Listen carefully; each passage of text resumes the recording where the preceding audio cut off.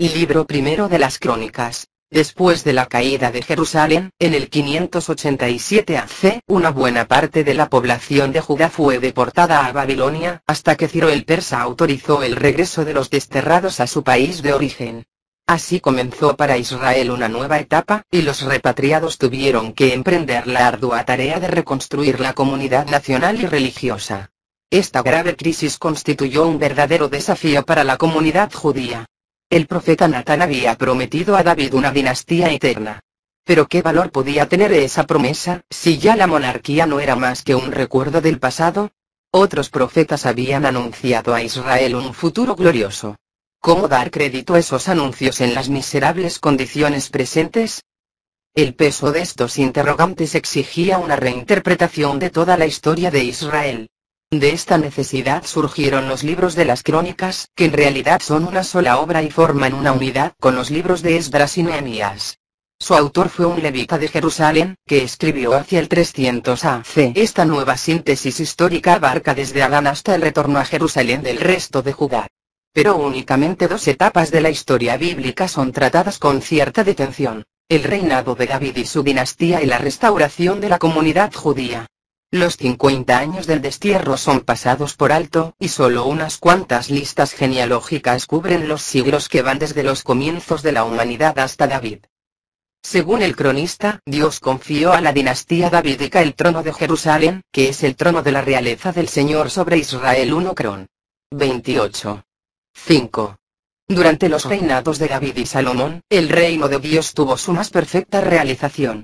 Pero los sucesores de estos dos primeros reyes no estuvieron a la altura de la misión que el Señor les había encomendado. Solo 3 de ellos, Josafat, Ezequías y Josías, siguieron los caminos de David. Los demás, a pesar de las apremiantes advertencias de los profetas, se apartaron de esta línea de conducta, precipitando así a Israel en la ruina. La destrucción de Jerusalén y del templo, la desaparición de la dinastía davídica y la deportación a Babilonia fueron el justo castigo de esas infidelidades, ya que para el cronista no hay pecado sin castigo.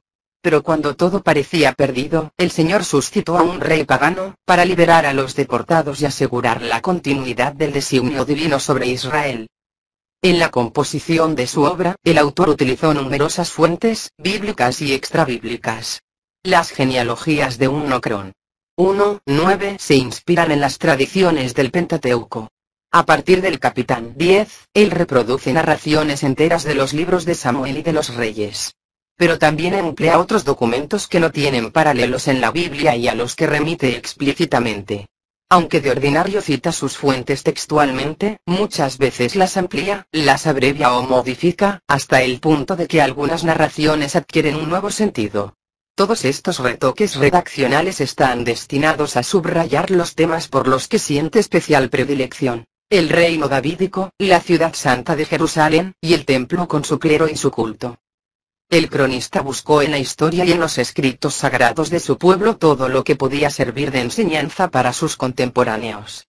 En él se resume el esfuerzo de una comunidad que vive replegada sobre sí misma, ansiosa por descubrir en su propio pasado las raíces de su identidad y la cohesión necesaria para afrontar las presiones de un ambiente hostil. De esta manera, los libros de las Crónicas contribuyeron a mantener viva la esperanza del pueblo que debía preparar la venida del Mesías.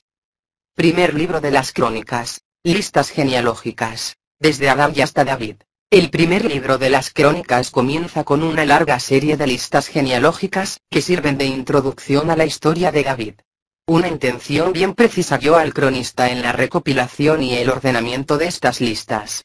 Él quiere mostrar que la organización del culto y la construcción del templo de Jerusalén son la realización de un designio divino, que asciende hasta los orígenes mismos de la humanidad. Según él, toda la historia humana converge hacia estos dos acontecimientos, porque el templo y el culto han sido instituidos por el Señor para ejercer su reinado sobre la tierra.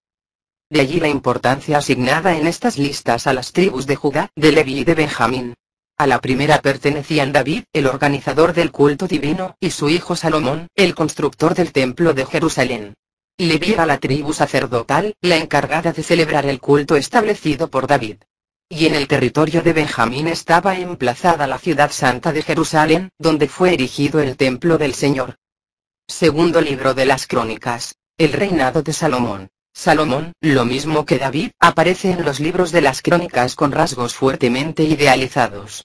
No se menciona nada que pueda empañar su gloria, ni la eliminación de sus rivales al comienzo de su reinado, ni el lujo y la fastuosidad de su corte, ni su despotismo, ni la actitud tolerante frente a los cultos paganos de sus esposas. El primer acto de Salomón como rey es la visita al santuario de Gabaón, donde recibe el don de la sabiduría, el don real por excelencia, que es el fundamento de su grandeza. Según el cronista, Salomón fue elegido para construir el templo de Jerusalén, conforme a las minuciosas instrucciones recibidas de su padre David. 1 Cron. 28. 10. Con la dedicación del templo, queda completado el conjunto de las instituciones destinadas a realizar el reinado de Dios en Israel, la ley, la dinastía davídica y el único santuario elegido por el Señor como lugar de culto legítimo. Reunida alrededor del templo y bajo la guía de sus sacerdotes y levitas, la comunidad de Israel debe consagrarse al culto del verdadero Dios y a la observancia de la ley. Así podrá esperar confiadamente que se cumplan las promesas divinas hechas a David.